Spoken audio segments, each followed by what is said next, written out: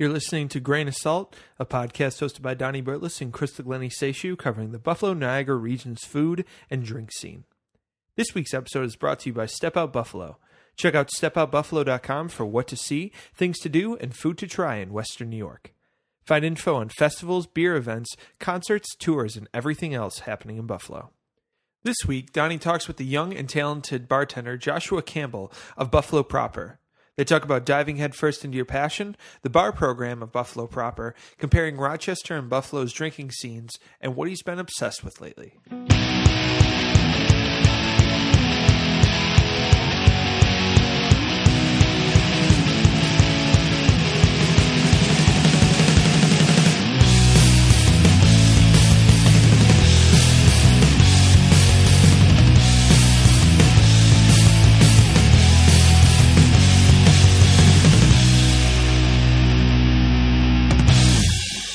Josh, thank you so much for doing this podcast. I know we've been talking back and forth for a couple weeks now. Yeah. And I think the original one, we were supposed to do it the day the Rochester cocktail event ended. Yeah. That was a crazy ass weekend. In retrospect, I was like, that was probably the worst time to try to schedule something after God knows a bender. I'm sure. Bender of all benders. That was a crazy weekend at Buffalo Proper. It was also my birthday weekend. Oh, nice. And yeah, it was just a blur the entire time. Yeah. I mean, because I was thinking it's a Monday. They're probably just having a casual day. And then I was like, oh, putting it all together. And I was like, no, that's going to be a hellish week. Oh, yeah. Weekend. Oh, yeah. Yeah.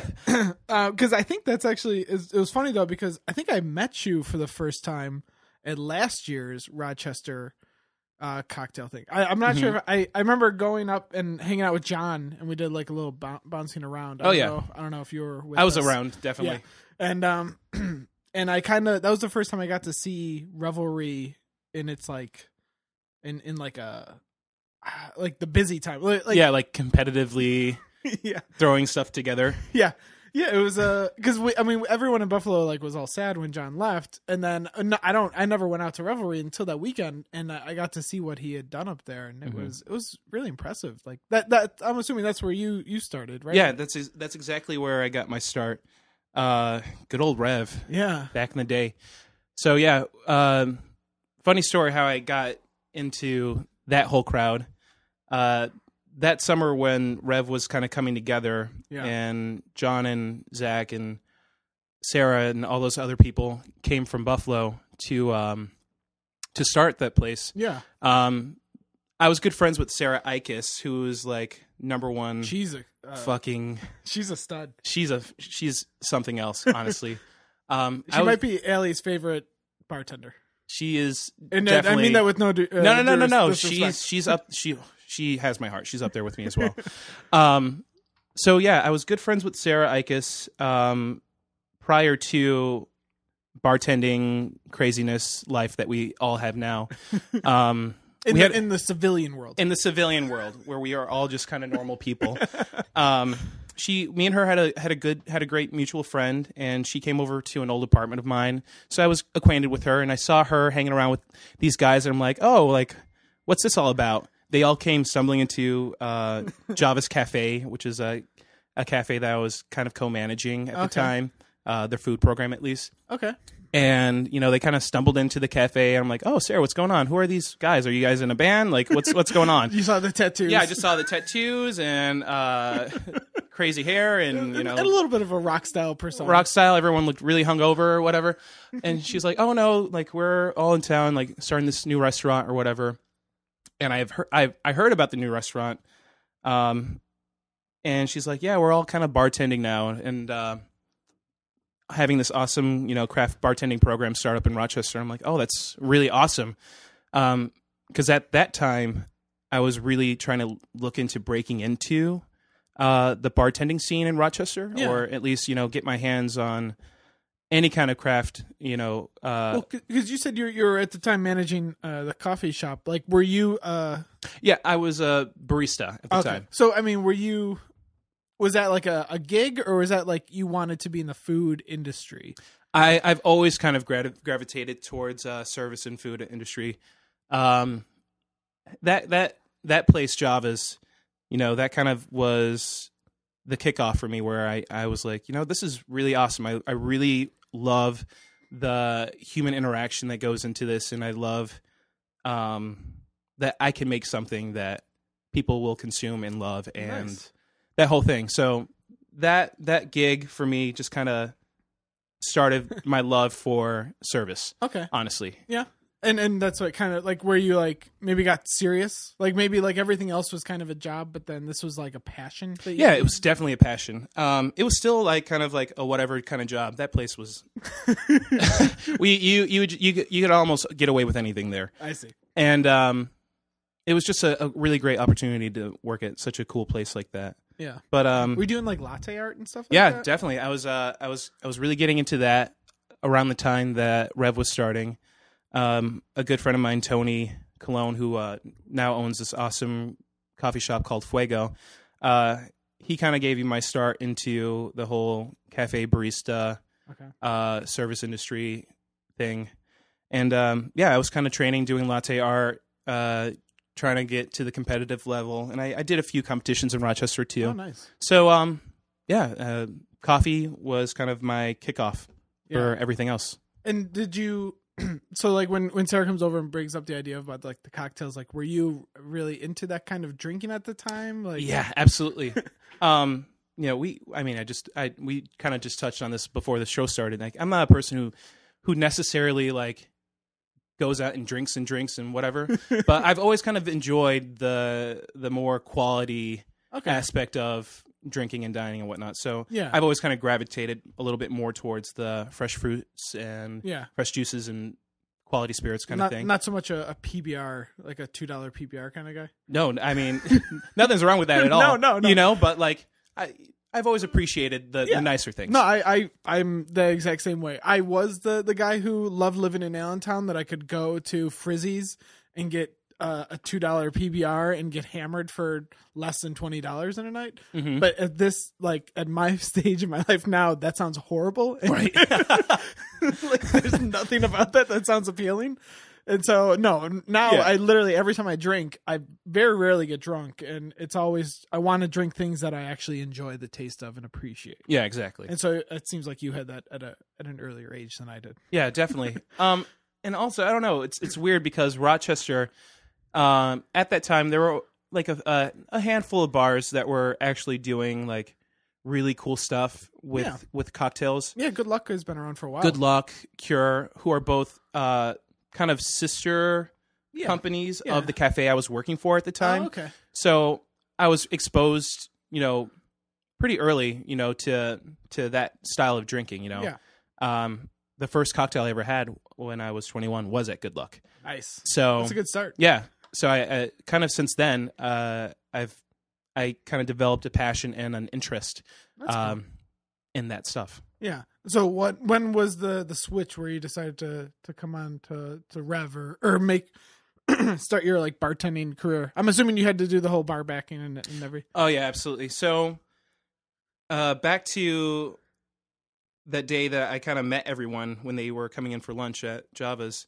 I was like, Sarah's like, is there anything I could do to like kind of get in or whatever? And she's like, yeah, like, just show up one night, talk to John, and and hopefully you'll get in. So I remember one night I was just kind of like, I was fucking shaking, and I like rode my bicycle to Revelry. It was probably like their third week open or something like that, and the bar is just completely fucking mobbed. Yeah, and I'm just sitting there in like a sweaty Nike zip up hoodie with a hat and whatever, just freshly off a bike, and I just kind of stumble into the bar, and I like walk around, and like I'm like, Sarah, hey, like what's up? And she's like, go talk to John, he's on the other side.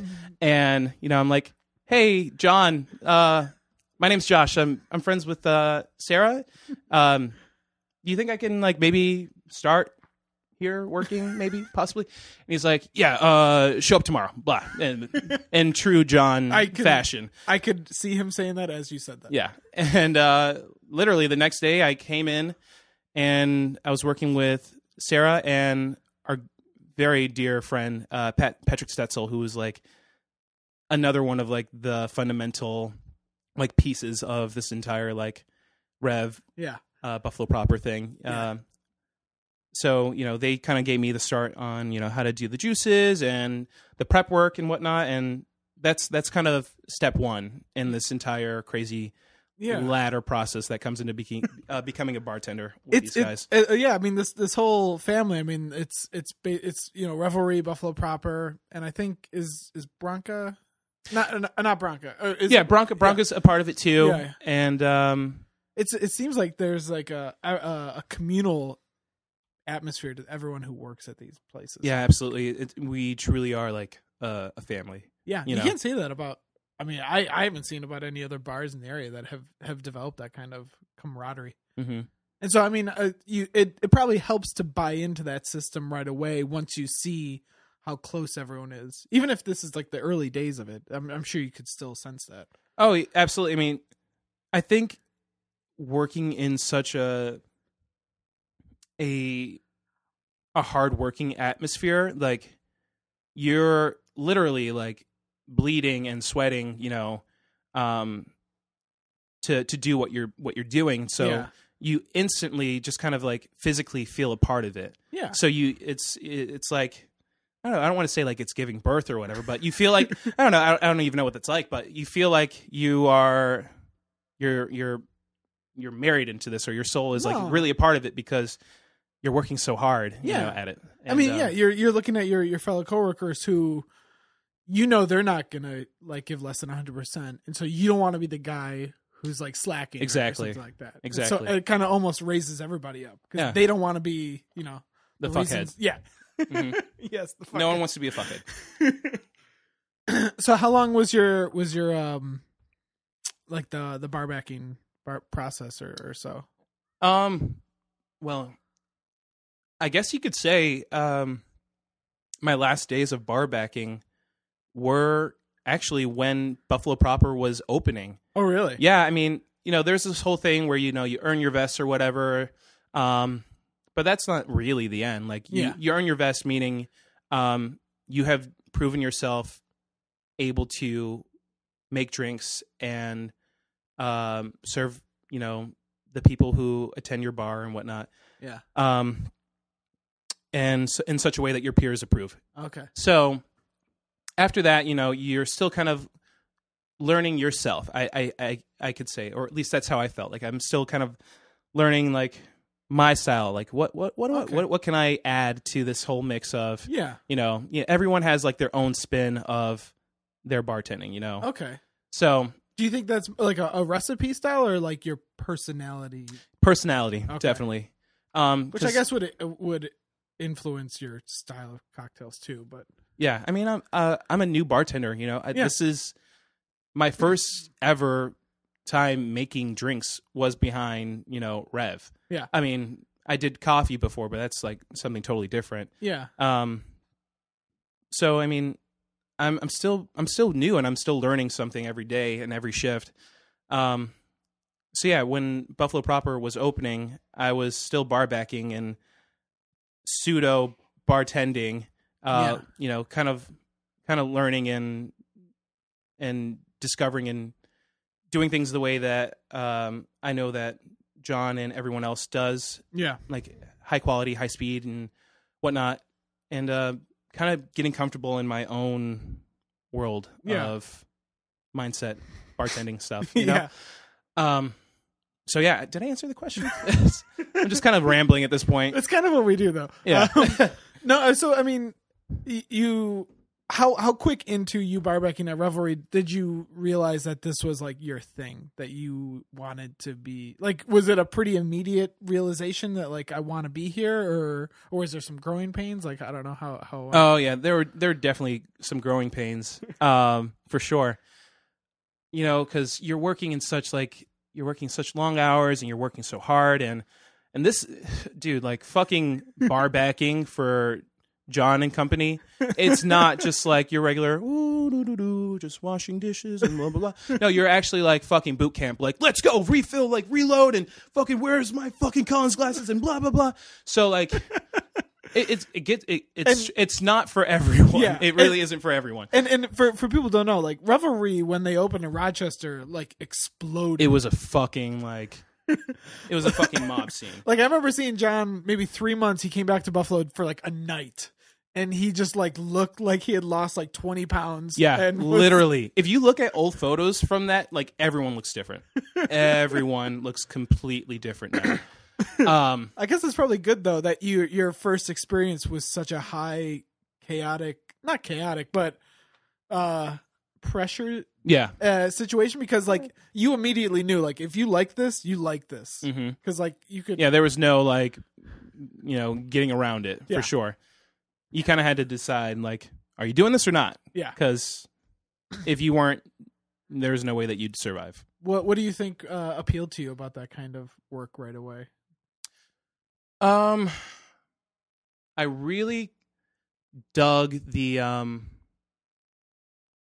don't know. I really enjoyed the kind of I don't want to say like culinary aspect, but I really enjoyed the artisan. The artisanal side of it. You know, like I said, I've always kind of gravitated towards like food and whatnot and culinary, and I love to cook. Yeah, that's something I've always loved, and it always felt like you have the 4 ounces or so to work with to combining these ingredients, and you're cooking like a small like liquid. You're making someone happy. Yeah. And so I've really enjoyed that. That's what really caught my eye about it, and that, and I honestly love the pressure. Yeah. I love the pressure. Yeah. Like when you see like a bar that's like 3 deep or something like that. Yeah. Oh my God. That's so much fun. It really is. It really is. It sounds like a nightmare to be, but I mean, hopefully for bartenders, they enjoy that kind of atmosphere. Yeah. I mean, there are people who like to take their time or whatever. Me, I love the pressure. I love to like see how fast can I get something done, and how perfect can I make it too. Yeah. So that's what I loved, and that's all Rev was. That's all Rev is, and that's all that we do too. Yeah. I mean, it really came over when you guys opened proper. Like those first, I mean, still to this day, but especially those first couple months, like that bar was ridiculous. Mm-hmm. And so it's good probably to have that experience. Yeah, definitely. Definitely. Chaotic situation. You kind of can't do without it. What were you doing before you found your way into a cafe? Like, were you like growing up? Like, I don't know if you went to college. Like, what were you thinking about doing? Like, when did you like what were you kind of messing around with before you just settled on a food career? I don't know. I mean, I guess before that, I mean, I'm still pretty young. Yeah. So before I got into a cafe, I mean, I just turned 20. Oh, 20. So, I mean, before that, I was fucking washing cars at Delta Sonic and doing tea tails, and I don't know. Yeah. I had a small job at a Yogenfruz. Honestly, I went to college for music recording technology. Oh no shit! At FLCC, I did that for a little bit, and then I dropped out, and then I re-enrolled at MCC for communications. I really wanted to get into radio. Okay. I could see that. Yeah, and so I don't know. Somehow I kind of picked up the gig at Java's, and you kind of I fell in love with service. It's awesome. Yeah, that's really cool. No, I mean, I think like one of the things that drew me to when you first came to Buffalo and we really got to meet each other and see each other over a long period of time, you seem like extremely confident behind the bar and able to engage in people with conversation and stuff like that. And I guess I could see some of the radio-esque, like, because you have to be like a welcoming personality that like people want to engage with, right? Especially at that type of bar where it's a party and you kind of want to, you want to keep the party going. Yeah, definitely, because that's how and that's going back to the things I loved about this kind of thing that we're doing now. I love that we have fun.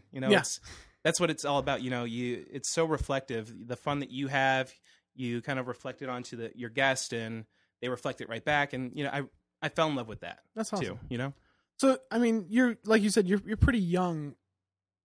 You brought a collection of books. I mean, Did you just start immersing yourself in anything you could read or handle when you started at Rev, or like?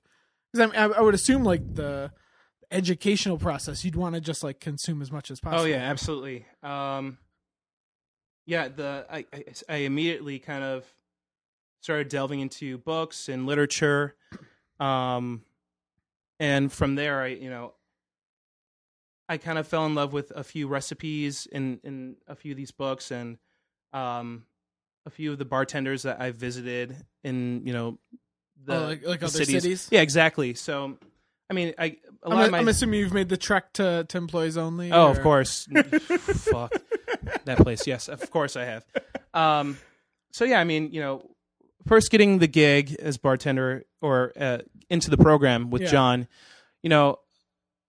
I knew about craft cocktails, but I didn't know the stories behind them and the kind of new wave that's happening So he kind of filled me in on like the bars and the books to get, and I immediately went on Amazon and just bought, and I just kind of read everything I could to kind of get a grasp of how other people are doing it, and these books they talk a lot about how drinks are built, not only ingredient wise, but also kind of the mental and intellectual side of making these drinks too. Yeah, I don't obviously have the collection. You probably have. I have it's right behind me, the Potions of the Caribbean, the tiki one. And the cool thing about them is, they're not just like a recipe, because like I think a lot of people think of cookbooks, they think of not necessarily telling a story, but just like literally, this is what you need to do, this is how you do it. Mm-hmm. But the cool thing I found about that book and the other ones that I've looked through is that there's a lot of like explanation and history and backstory, and I mean, absolutely. For me, who's a nerd of all things food, like it's really cool. But for somebody who's a bartender, I mean, if you can translate those stories to people, like I think they're even more psyched to drink whatever you present them. Yeah, absolutely. Kind of like somebody who sells wine or something like that. Yeah, totally. Yeah. There's a story and there's an occasion for every drink. Yeah. Yeah.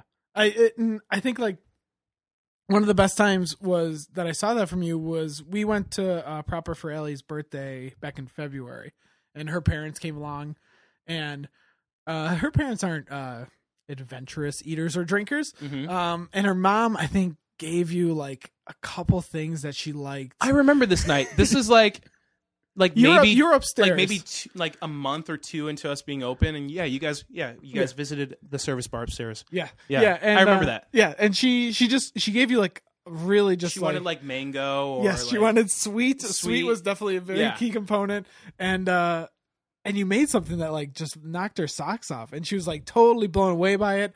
Oh, she wanted I forgot it was some like super cheesy drink, and like you somehow managed to make something she enjoyed while not sacrificing that you didn't take out a bottle of Cosmopolitan mix or something. Fuck yeah. I mean that takes some skills to kind of develop that palate, and I guess knowing what somebody wants without them knowing what they want. Yeah, exactly. Yeah, and that's what keeps my job interesting these days. I love especially so much nowadays that every bottle behind our bar is a spice, or it has a flavor and its story of its own, and I love that I can pick and choose, especially for people who don't know what they want, or say, oh, I want something that's herbal, or because it has some salinity or whatever. I love that I can just kind of pick and choose from my experiences with the things behind our bar, and kind of blend them and make something that I think will work out for them. What would you say? Would you say the I don't want to generalize, but would you say that the cocktail drinkers in Rochester and Buffalo have some distinct differences, or I mean, like having people come up to you and ask for things or what they want, like. I mean, how similar are they, or what have you had to change or tweak? I think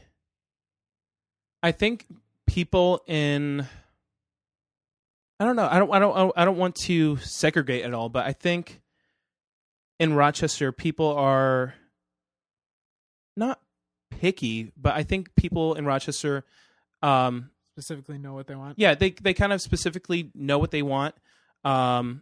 People in Buffalo, I think, are very open. They're very open drinkers. Okay. You know, I don't know if it's because of the 4 a.m. here and people just want to party all the time, but people in Buffalo, I think, are very adventurous and very driven, whether it be about their food. Yeah. Because this is a huge food city. Yeah. You know, there's so much happening nowadays, and yeah. and I mean, people, especially since you've come to town. I mean, you've been here since probably July, I would assume, or yeah. I first started kind of regularly hanging out in Buffalo. It was that July. Yeah. Yeah. So I mean, in the less than 12 months, I mean, we've had like 25 restaurants open downtown. Right. It's ridiculous. Something's new popping up every day, and people in Buffalo, I think their palates are changing. People are becoming more sophisticated drinkers, I think. Yeah. I think people know like what they want here in Buffalo, for sure. That's good. Do you I mean, you guys haven't even been open a year yet, right? It's like August. Mm-hmm. Sometime it would be your 1 year.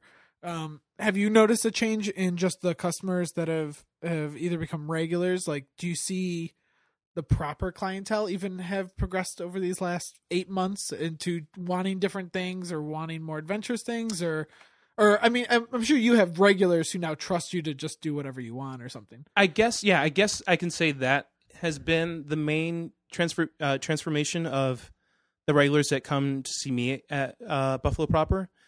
That's gotta be awesome. Yeah, people definitely at first are very into the menu. They're really into learning the said liquors that go into the drinks on the menu. And after they've had them a few times, they're like, I really enjoy this, this Luxardo stuff. Like, what else can you make me with that? Yeah.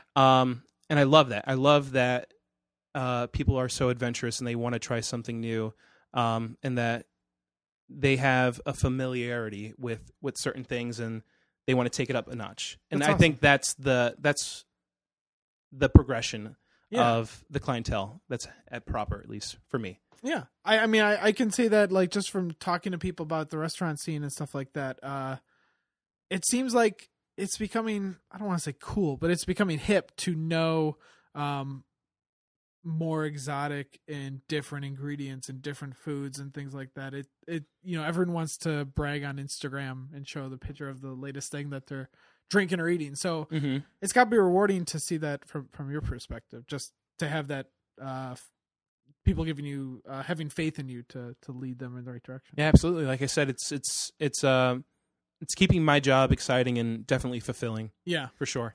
I mean, because it's also, I mean, you guys put in like long shifts. Like, you're not. Oh no, yeah. I mean, you really have to enjoy what you're doing. I mean, when do you roughly get there to start up? Shift starts at 3:30. Okay, so we're there from 3:30 until people feel like they don't want to hang out with us anymore. And that's honestly how it goes. When people stop showing up or are like, okay, let's go. Yeah, we're like, okay, we'll close it up, or we'll start, doing our own thing behind the bar and just we'll do what we're doing right now. I'm gonna pour myself a little bit of this. Oh, please, yeah. Right, I mean, yeah, I can honestly say I've had the pleasure of being a part of some of those post. Can I top you off? Please, yes, thank you.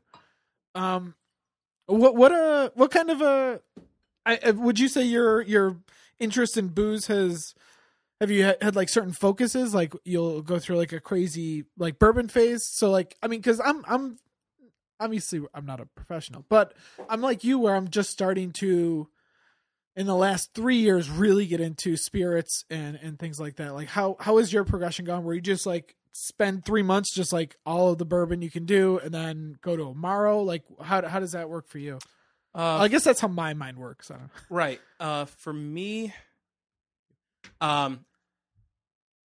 yeah, I guess you can say that. When I first kind of started bartending, I don't know if it was... Holy shit, this Manhattan. Isn't that fucking awesome? Yeah. By the way, we're drinking this awesome Manhattan that I got for Christmas like 2 years ago, and I've just been sitting on it. Anyways, I guess I don't know if it's because of the influence of Zach Bakita, but like when I first got involved with those guys, I fucking fell in love with tequila and mezcal, and I'm still in love with mezcal. Yeah. So that for a while was my shit. Learning a bunch of tequila cocktails, and I guess you want to kind of work on a repertoire of your own. Yeah. So, you want to be into tequila for a little bit, and then you learn, I don't know, 15 cocktails in that spirit. Yeah. That you can spin off right off the bat. Yeah. You move on to bourbon, and then you kind of do the same thing with that, and rye or then gin or whatever. What's your R&D process like when you're like kind of messing around with ideas in your head? I mean, is that an at-home thing, or do you have the point now where you can kind of make it in your head before you taste it? Yeah, definitely. Are you talking about kind of the just coming up with like my own thing? Yeah, definitely. I think I almost know what to expect. Because like I said, you kind of have to familiarize yourself with every bottle behind the bar. Yeah. So from experience kind of like what things will taste like. Yeah. And so, I mean, I almost can know what to expect from the taste, or at least I have an idea. Yeah. And from that, I kind of work at it, and add some bitter, take away some bitter, add some sour, take away some sour. Until you get it right. Yeah. Do you have like a massive like moleskin of just like crazy notes or anything, or do you kind of keep them all up in your head? I honestly, it's a bad habit. I don't write things down. I really don't. But I'm the type of person, if I do it enough, I'll remember it. Okay. I will, absolutely. Especially cocktails. Like I can't tell you how many things I've had in my head, or people who maybe came to see me like a year ago, and they were like, "Oh, you remember that cocktail you made me, for like a few days straight? Like, what was that? Like, I haven't had that in so long." I'm like, "Yeah, I got it." Nice. I wish I had that. So, I mean, I guess, I mean, I do anything enough, I'll remember it. Yeah. What was the question again? No, that was it. Like that was it. Like, okay. I mean, I'm the guy who needs to like have that all written down and like organized by type and everything. I'm very that way. Right. But I guess it's cooler to just have it all at the top of your head. Yeah, but I mean, I definitely have, like I have a great collection of books at home, and I always have a few things bookmarked. Sometimes for the day, I'll maybe, take a picture of something I saw or something that I took inspiration from. Okay. And I'll have it written down on my phone, or maybe for that day, I'll have it written down on like a coaster and just like a color or a garnish or something like that. Yeah, exactly. And I'll work on that, and by the end of that shift, I'll know it by heart, and I've perfected it, because Nice. I've made it for people who are like, "What are you into today?" And I'm like, "Lucky you! I actually have something that I'm working on these days." Nice. And so that's pretty cool. I do that a lot. That's most of my process. That's pretty cool. Yeah, that's a creative way to do it. Mm-hmm.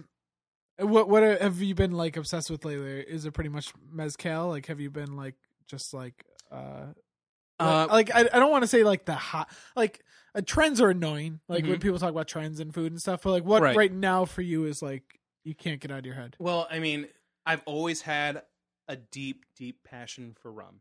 Yeah. My father, he's from Guyana, South America. Oh wow. So he wasn't a heavy drinker, but we would always have Guinness and a bottle of rum hidden somewhere. So Guinness. Yeah, my dad loved Guinness. I don't know why, but he loved it. So yeah, I mean, I've always had a huge passion for rum. So I guess nowadays. I guess like tiki drinks are kind of popular, so that would tiki drinks are very popular. Definitely for sure these days. Yeah. But you mean like more straight up, like just sipping on rum? I mean, I guess so. I mean, I don't know. Like I love a good fruity, almost sugary cocktail. I really do. And on almost an obnoxious glass. I mean, glassware ain't too important. Not for me. I mean, I'll drink it out of anything. I'll drink it out of a Dixie cup if I have to.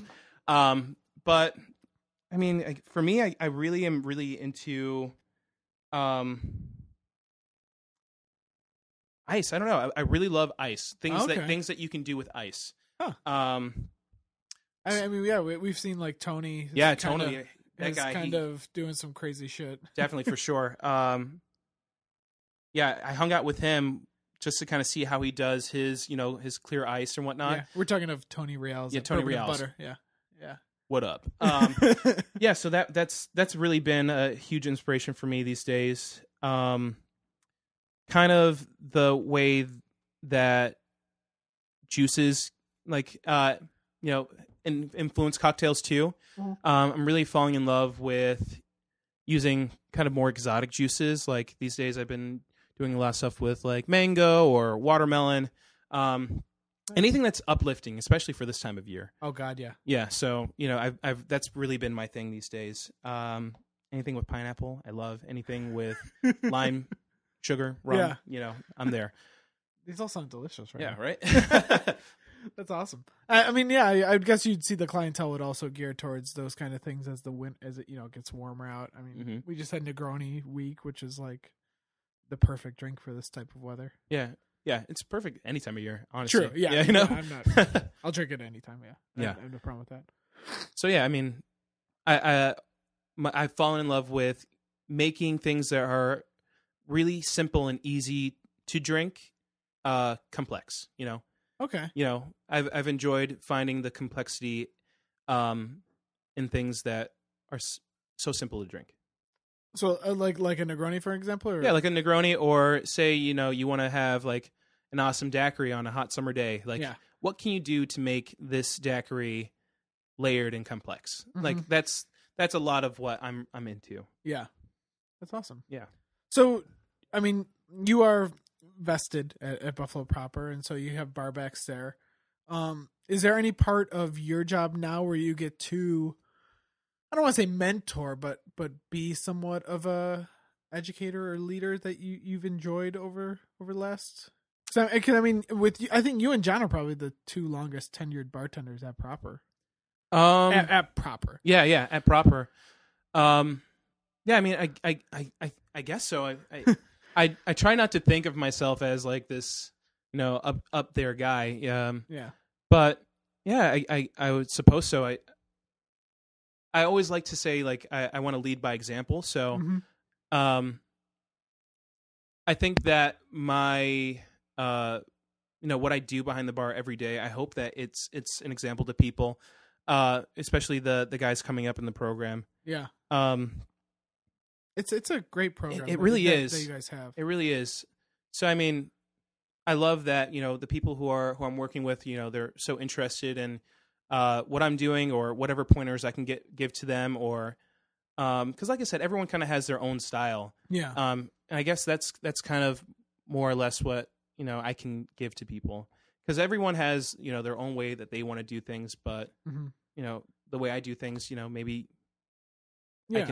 That will help you relate in some way. Oh, exactly. To make what you want to do work for you. That makes sense. Yeah.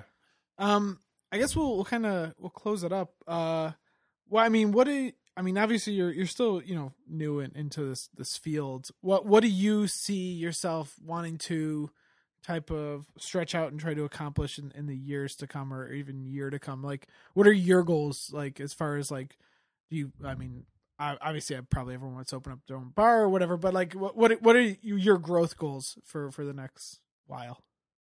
Next while, right now, I really would love to. Right now, I'm having a lot of fun just making drinks. That's what I really love doing. I would love to see myself kind of break out of that and. Maybe take on a little bit more of a management role, or kind of more boss stuff, I guess you can say. Okay, yeah. Because end game is to eventually, own a bar in, I don't know, fucking Puerto Rico or something like that. So I really want to keep myself on track towards that. Yeah. Yeah. But at the same time, I just want to have fun, and I want to make awesome drinks for awesome people. Yeah, you're young, you have plenty of fun. Yeah, exactly. But yeah, that's all I want. So, well, you do a damn good job of it, and that's why I wanted you to come down here, because I every time I order a drink from you, it's always fantastic. My wife's obsessed with your tiki drinks that you make her. My brother is giving a fist pound, so he's a fan. So, but you're doing an awesome Thanks, job, and hell, you impressed my mother-in-law with a cocktail, which is like all the requirements needed to come down here. Right. But it's so funny because, I've been to so many places, and, everywhere I've been, I've kind of tried to take like inspiration from. So like, I just this past winter for January, I went to go see my father who lives in South America right now. And, I kind of came back with like this, every time I come back from anywhere, I come back with a sense of, of where I've been or the bartenders I've met, and a little bit of everything has kind of rubbed off on me. And so I try to share that with people. Well, you do an awesome job. And thank you so much for coming down here. Yeah, of course. And good luck for the rest of the summer. It's probably going to be a little crazy. Yeah. I look forward to it. Hopefully. All right. Thank you so much. Of course. Thank you guys. Thank you for listening to this episode of Grain of Salt. To keep up to date on future episodes, follow us on SoundCloud, Facebook, and Trending Buffalo. Again, thank you to Step Out Buffalo for sponsoring this episode. Check out stepoutbuffalo.com for what to see, things to do, and food to try in Western New York. Find info on festivals, beer events, concerts, tours, and everything else happening in Buffalo.